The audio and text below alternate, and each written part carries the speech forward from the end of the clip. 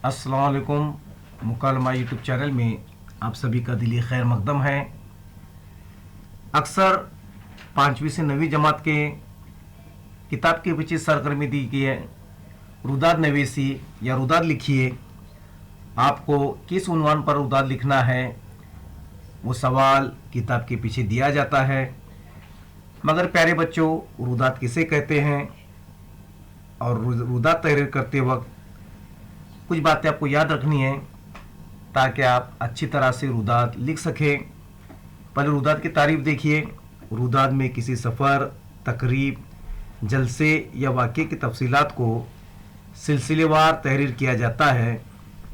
तुलबा school और school के बाहर मुख्तलिफ तालीमी, तहज़ीबी, सक़ाफ़ती, समाजी और मजहबी तकरीबात में शरीक होते हैं और तुलबा को इन्हीं मुशाहिदात को सिलसिलेवार तहरीर करने का नाम ही रुदाद नवीसी है। आपको रुदाद लिखते वक्त चंद बातें याद रखनी हैं। नंबर 1, मकाम, दिन, तारीख़, वक्त तस्करा करें। आपको तो सवाल ही दिया जाता है कि किस उन्वान पर आपको रुदाद लिखनी है। बस आपको इतना करना है कि दिन, मकाम, तारीख़, वक्त का आप उसमें तस्करा कीजिए। छोटे छोटे जुमले तहरीर कीजिए ताकि आपकी रुदाद अच्छी तरह से लिखी जा सके।